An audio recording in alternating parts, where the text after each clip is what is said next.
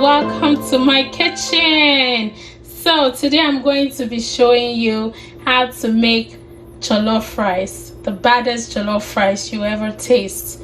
So stay tuned and I'll show you how I make my jollof rice. So I have my peppers here. So I have my onions, my bell peppers, my habanero peppers, and I also have ginger. So I'm going to be adding a little bit of ginger to it, and I also have my rice here. So one trick that I've been using for so long is to wash your rice until the water turns clear. It helps preserve your jollof rice longer and it will taste fresh. And I have my onions also that I'll be using to fry my tomato paste. And I have my tomato paste right there that I'll be using. So I got this tomato paste from Nigeria. I got this from here. So I'm going to be mixing both together.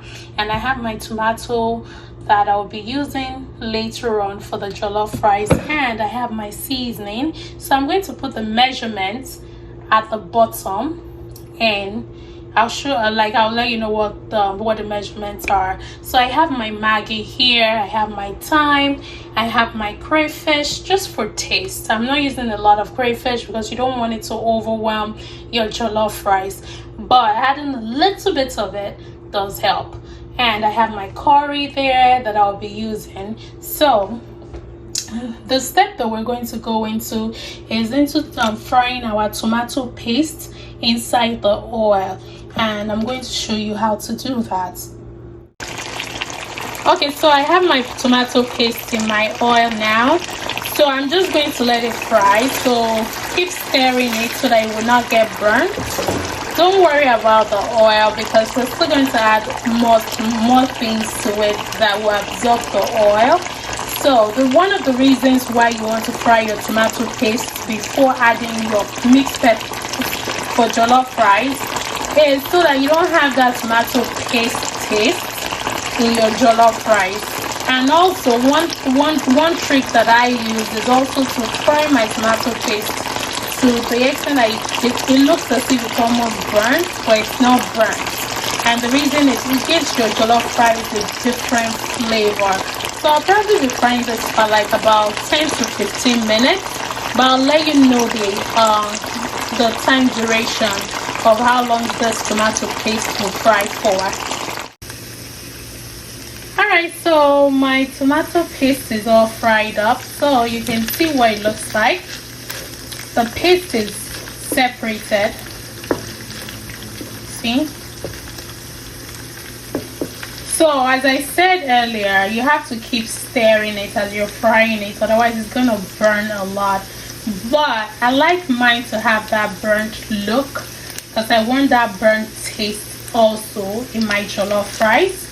So that's why I have mine like that.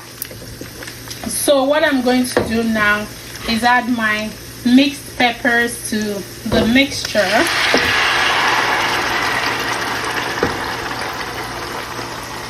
So you add that to the mixture and you just stir in.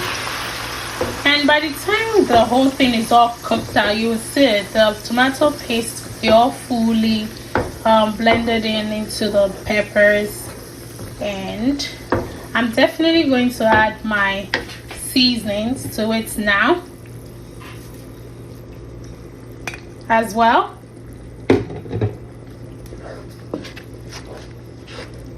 And I'm going to add my onions because I'm going to let it all cook.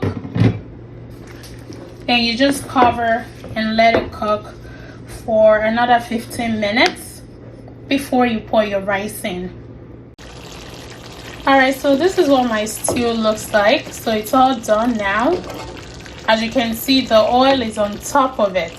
So it's all fried, and we're going to pour the rice into the sauce now. So I like to fry my own stew as if, it's very thick and fried, as you can see. So I'm just going to add the rice into it. And then I'm going to stir the rice in. And I will probably add water until I'm done stirring, and I'll see whether I will need water or not. Okay, so I've been cooking my jollof rice for about 25 to 30 minutes now, and I cooked it on a low heat. Sometimes it will take longer, so depending on the quantity of the rice. So I'm going to show you what my jollof rice looks like. And that's my jollof rice right there. Look at that. Look at that. So I didn't add any water to it at all. So the sauce pretty much cooked the jollof rice. I did not add any single water to it, so just like that. So you keep in mind that when you're cooking your jollof rice, make sure that your sauce is enough, but don't make it too watery that the sauce will lose its richness, because that's one goal when you're cooking your jollof rice. You want your sauce to be very rich. If your sauce is not rich, your jollof rice is not going to be as rich as you want it. So that's the key also. And look at that beauty. You see that?